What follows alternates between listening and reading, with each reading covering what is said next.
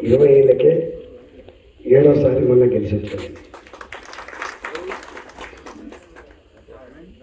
నేను మొదటి నుంచి కూడా ఈ లాబింగ్ అంటే మాకు తెలియదు,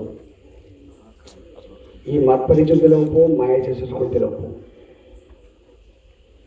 మేము ఒకసారి ప్రజల చేత ఎన్నుకోబడిన తర్వాత వాళ్ళ ఆశీర్వాదం పొందిన తర్వాత ఒకటే అనుకునేది, వాళ్ళ ప్రేమను మరింత పెంచుకునే ప్రయత్నం చేయాలి.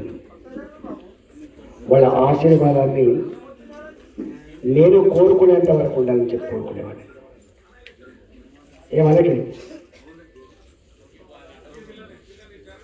అంతే తప్ప నా 20 ఏళ్ళ సుదీర్ఘ రాజకీయ చరిత్రలో ధర్మాన్ని మాత్రమే నమ్మకున్నా, న్యాయాన్ని మాత్రమే నమ్మకున్నా, శ్రమను మాత్రమే నమ్మకున్నా, నాకు ఈ పదవి కట్టబెట్టిన, నాకు ఈ హోదా కల్పించిన ప్రజల్ని మాత్రమే నమ్మకున్నా. నేను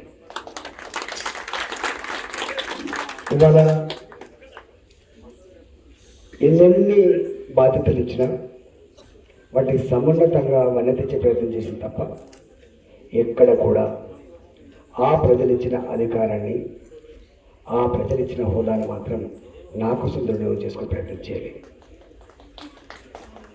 వారు చెప్పింది ఇంతకుముందే, వారు నేను కలిసి ఎమ్మెల్యేగా పనిచేసినప్పుడు మీరంతా కూడా చూసారు.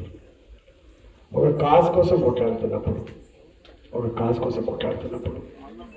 ఫస్ట్ కన్విన్స్ కావాలి, దాని పట్ల సంపూర్ణమైన అవగాహన ఉండాలి. అప్పుడు మాత్రమే నువ్వు కన్విన్స్ చేయగలం, ఒప్పించగలం. నేను ఆ తెలంగాణ ఉద్యమంలో నా పాత్ర ఏందో అందరికీ తెలుసు. అట్లాంటి నా మీద సరే వారు చెప్పిన కారణం అసలు చాలా చిన్నగా, అంటే పోయేకాలం అంతా చూసిన పోయేకాలం అంత చేసే పని అంటే ఆయనకి ఏం అహంకారం ఉందంటే, ఒకనాడు కేసీఆర్ ప్రజలు నమ్ముకున్నాడు, ఆశయాన్ని నమ్ముకున్నాడు.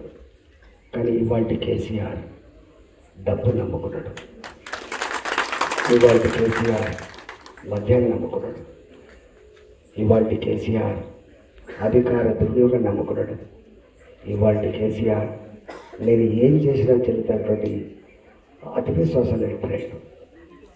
మీకు తెలుసు అప్పుడు ఏం జరుగుతుందో.